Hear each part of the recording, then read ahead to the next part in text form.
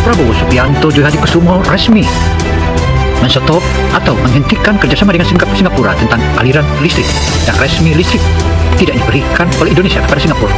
Tampaknya Singapura kali ini akan diambang kehancuran. Bagaimana kisahnya? Ikuti terus. Pemerintah yang saya pimpin, saya bertekad untuk berbuat yang terbaik untuk menghentikan kebocoran-kebocoran ini. Ya, keputusan Bapak Prabowo itu membatalkan kontrak listrik dengan Singapura. Menurut saya itu sangat luar biasa, guys. Langsung aja kita bedah topik yang lagi panas-panasnya ini. Gini, baru aja terjadi pergeseran yang benar-benar masif dan di luar dugaan dalam dinamika kekuasaan di Asia Tenggara. Kan?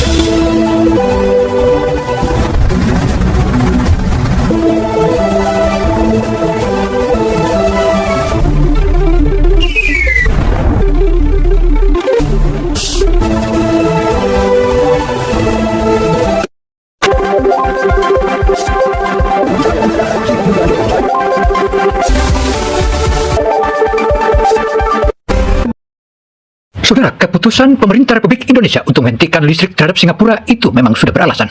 Selain Singapura selama ini terus memperteli perekonomian Indonesia, bahkan juga dapat disebut Singapura adalah sarang mafia. Karena itu, dengan diputuskannya aliran listrik ke Singapura, tentu saja seluruh anak bangsa Indonesia menyebutkan bahwa langkah yang dilakukan oleh Presiden Prabowo terhadap pemutusan listrik terhadap Singapura itu adalah langkah bijak, dan itu merupakan bagian dari tindakan balasan atas kejahatan Singapura selama ini terhadap Indonesia. Udah gak ada ruang buat negosiasi ulang, batal. Keputusan mendadak ini langsung memutus rantai rencana energi antar negara yang udah disusun sedemikian rupa dan langsung kembali keadaan 180 derajat cuma dalam sekejap mata. Saya sendiri shock, terkejut, sedih melihat beberapa besar kekayaan kita yang hilang. Tapi saya disumpah untuk menjaga kepentingan bangsa dan rakyat. Karena itu saya harus melaksanakan yang terbaik yang bisa saya laksanakan supaya saya tidak ingkar sumpah saya kepada bangsa dan rakyat. Dan begitu banyak uang kita menguap, hilang, dan ini pemerintah yang saya pimpin, saya bertekad untuk berbuat yang terbaik untuk menghentikan kebocoran-kebocoran ini. Indonesia tuh kaya banget. Bahkan orang tua gue juga Indonesia tuh negara yang sangat kaya. Kalau lu ke Singapura tuh lu miskin sebenarnya. Singapura apa aja nggak ada, bro. Air aja nggak ada. Semua harus beli dari Malaysia sama dari Indonesia. Tapi perusahaan di situ rata-rata perusahaan trading. Jadi contohnya batu bara. Orang Singapura tuh jualan batu bara banyak, bro. Tapi dia nggak punya batu bara. Dia beli dari Indonesia, harganya murah, di sini dia mahal. Tapi orang luar negeri selalu belinya dari Singapura. Keputusan Bapak Prabowo itu membatalkan kontrak listrik dengan Singapura. Menurut saya itu sangat luar biasa, guys. Dia itu memutuskan seperti itu karena melihat bahwa bangsa Indonesia atau rakyat Indonesia lebih membutuhkan, guys. Dan dia rela mengorbankan 300 triliun itu kontraknya. Itu luar biasa, Pak Prabowo. Saya juga sangat salut di keputusannya karena itu lebih mementingkan keputusan untuk rakyat Indonesia. Saya juga suka juga sama Singapura, itu lebih baik memang di ban aja tuh ya. Dia enaknya aja beli listrik, mungkin dia nggak mau ada power plant-nya karena dia tanahnya kan sedikit, guys. Nggak punya banyak tempat gitu untuk membuat PLTU atau membuat tempat listrik.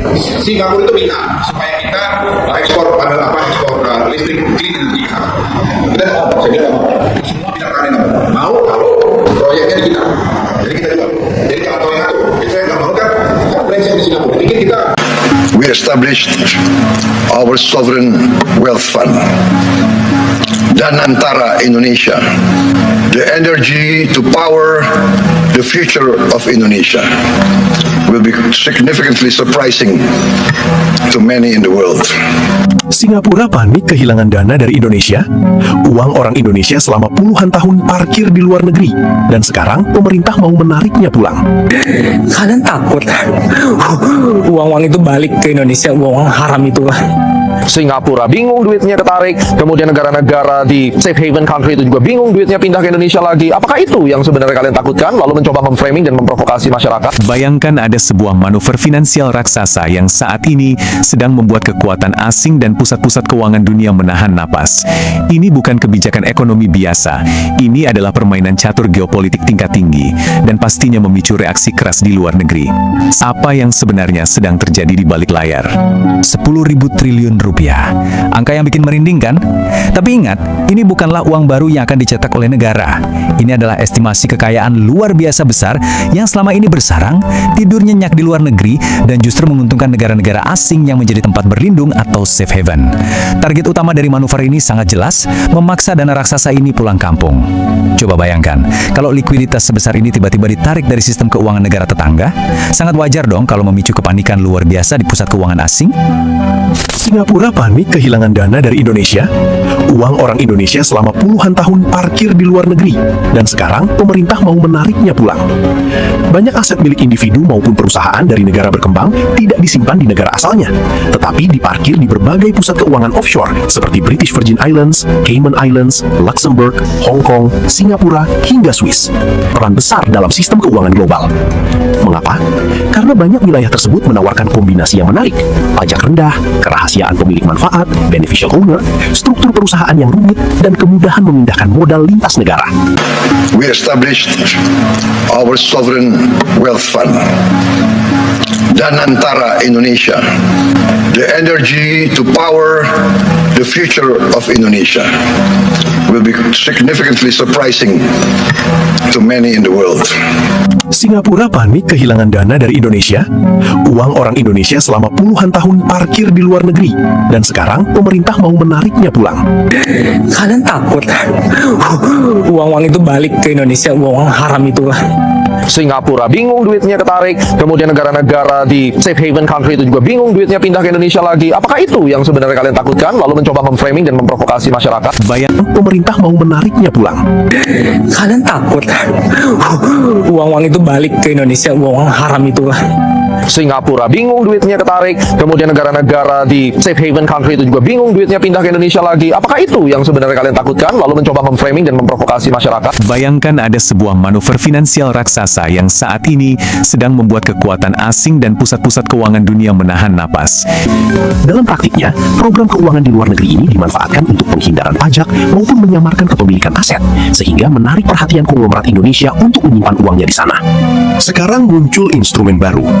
Lewat revisi Undang-Undang Nomor 4 Tahun 2026 tentang pengembangan dan penguatan sektor keuangan atau UU P2SK, pemerintah Indonesia merilis senjata pamungkas, Patriot Bond dan Merah Putih Bond yang diterbitkan langsung oleh BPI Danantara. Uang haram, uang ilegal, uang hasil korupsi, uang yang tak dari mana asal-usulnya supaya bisa balik lagi ke Indonesia dan dicuci jadi bersih. Karena siapapun pemegang Patriot Bonds itu diberikan proteksi khusus sih.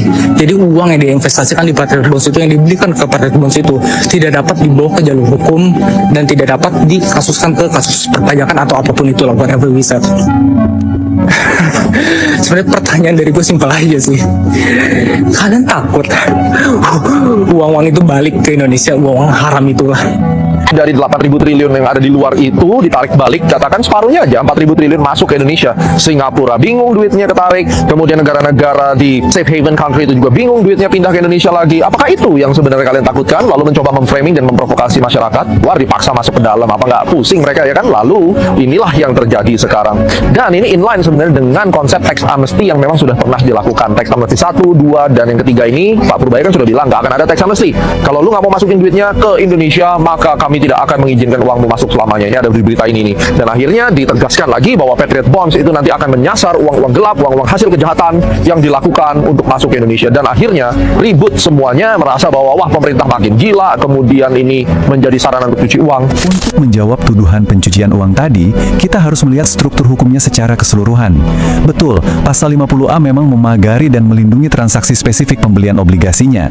Namun, yang sering tidak disebut oleh kritikus asing adalah Undang-Undang Tindak Pidana Pencucian Uang atau Undang-Undang TPPU. Pasal ini secara tegas mengatur bahwa aparat penegak hukum dapat langsung menyelidiki aliran dana gelap berdiri sendiri tanpa harus mewajibkan pembuktian tindak pidana asalnya terlebih dahulu. Artinya apa? Secara hukum, aparat diklaim sama sekali tidak membutuhkan data dari pembelian obligasi tersebut untuk bisa menjerat seorang pelaku kejahatan finansial, kejahatan melalui profiling aset personal atau jalur investigasi independen lainnya. But tetap bisa dikejar habis-habisan untuk penuntutan. Uang yang masuk ke obligasi memang berubah wujud, tapi status hukum si pelaku sama sekali tidak otomatis menjadi kebal hukum.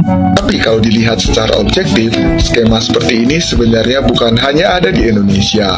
Sejumlah pusat keuangan dunia seperti Singapura, Dubai, dan Hong Kong juga punya kebijakan yang relatif longgar terhadap arus modal asing. Kondisi ini sering dimanfaatkan oleh pemilik dana besar, termasuk dana yang sumbernya sulit dilacak alias ilegal. Dari atas nilai tukar rupiah, pemerintah berpendapat lebih baik dana tersebut masuk ke Indonesia dan dimanfaatkan untuk menguatkan devisa dan rupiah daripada lari ke luar negeri. Mana bakal mulus-mulus aja, tapi disusul sama pembatalan mendadak tanpa kompromi. Terus, fase ketiga yang sekarang lagi kita saksikan, dampak regionalnya langsung menjalar kemana-mana. Rangkaian ini ngasih satu pesan tegas, aturan main yang lama udah nggak laku lagi. Hari ini resmi Singapura itu merasa ketakutan. Mereka lagi terkencing-kencing nih menangis di pojokan rumahnya karena Indonesia akan segera mengurangi penghasilan mereka. Teman-teman tahu nggak, selama ini Singapura itu adalah eksportir minyak terbesar loh ke Indonesia. Padahal mereka nggak punya sumber minyak. Ajaib memang negara kecil yang satu ini. Tapi kenapa sekarang mereka terkencing-kencing guys? Mereka ketakutan karena Presiden Prabowo. Jadi ada berita yang menghebohkan guys. Hebohnya bukan di Indonesia, tapi hebohnya di luar negeri. Indonesia's plan to cut oil imports from Singapore amid US tariff talks may pressure trade flows. About 60% of Indonesia's fuel imports come from Singapore, but that may soon change. Under invoice, transfer pricing, kemudian perubahan kode ekspor, keempat adalah penyelundupan, yang lima rekayasa keuangan. Ini harus dibuat ke publik, karena publik Pak Prabowo nggak punya waktu untuk menjelaskan itu. Jadi alasan mendasar di balik batalnya deal ini tuh berakar dari ambisi internal yang benar-benar masif. Logikanya sangat terstruktur dan nggak bisa diganggu-gugat. Pertama, prioritasin pasokan listrik domestik di atas segalanya. Kedua, bahan bakar energi itu mutlak dibutuhin buat maju pertumbuhan industri dalam negeri yang sekarang lagi ngebut-ngebutnya. Dan ketiga, ini bentuk pertahanan absolut atas kepentingan nasional. Nahan daya sebesar ini tetap di dalam negeri udah jadi kebutuhan geopolitik yang mendesak. Fokus utamanya super tajam, pertumbuhan industri domestik. Skala pertumbuhan ini mencakup seluruh pelosok negeri, melintasi 38 provinsi. Bayangin, dari ujung barat di Nangro Aceh Darussalam sampai ke pemekaran provinsi baru di ujung timur Papua. Di titik inilah kita ngelihat kontras yang paling tajam. Di satu sisi, ada Indonesia dengan kebutuhan industri domestik yang terus meroket, butuh setiap watt energi yang bisa mereka hasilkan. Di sisi lain, kita lihat Singapura dengan kerentanan energi yang sangat kritis karena saking bergantungnya mereka sama pasokan impor. Ini benar-benar benturan langsung antara kemandirian yang lagi dibangun dengan ketergantungan absolut yang sekarang terancam hancur. Pertanyaannya sekarang makin genting. Coba posisikan diri Anda sebagai negara tetangga yang tiba-tiba kehilangan suplai energi krusial yang selama ini sangat diandalkan. Baru sadar kalau fondasi kelangsungan hidup industrinya ternyata serapuh itu. Di seberang perbatasan, situasinya jauh dari kata tenang. Keputusan pembatalan ini benar-benar memicu kekacauan strategis. Fak perjelas satu konsep penting di sini, ketergantungan. Artinya, Anda sepenuhnya ngandelin entitas eksternal di luar kendali Anda buat mastiin negara Anda tetap hidup. Nah, langkah Indonesia ini secara belak-belakan mengekspos kelemahan paling fundamental dari Singapura. Kerentanan ekstrim terhadap impor energi eksternal kini jadi mimpi buruk yang benar-benar nyata buat stabilitas mereka. Dan jadi bukti nyata kalau tanpa energi yang mandiri, sekuat apapun kekuatan ekonomi bisa lumpuh seketika. Kondisi ini membawa kita ke sebuah spekulasi yang cukup provokatif. Dengan ditutupnya keran energi yang sangat krusial ini dan tereksposnya kelemahan fatal tersebut, apakah ini pertanda akhir dari dominasi ekonomi regional yang selama ini mereka pegang teguh? Kira-kira gimana masa depan keseimbangan kekuatan di Asia Tenggara setelah pergeseran masif ini? Sekarang kita geser fokus dari krisis di negara tetangga kembali ke peta jalan jangka panjang yang lagi dibangun di dalam negeri. Kalau ada satu kesimpulan utama dari semua ini, kalimat inilah jawabannya. Mereka berhak dan mampu pegang kendali penuh atas aset terpenting mereka tanpa perlu minta izin ke pihak manapun. Kita lagi nyaksiin fajar dari sebuah era baru yang dibangun di atas pilar-pilar kokoh. Coba kita perhatiin langkah-langkah terukur menuju dominasi regional ini. Urutannya logis dan solid banget. Langkah pertama, amankan energi biar nggak bocor ke luar negeri. Ini adalah realitas baru di atas papan catur Asia Tenggara saat ini. Dengan sumber daya energi yang sekarang udah dikunci rapat dan diamankan eksklusif buat menguat industri sendiri, siapa atau negara mana yang masih punya kapasitas buat ngentiin laju kebangkitan Indonesia menuju puncak kekuasaan regional? Sebuah pertanyaan yang jawabannya mungkin udah mulai kita saksikan sama-sama. Terima kasih sudah ikutin analisis mendalam ini.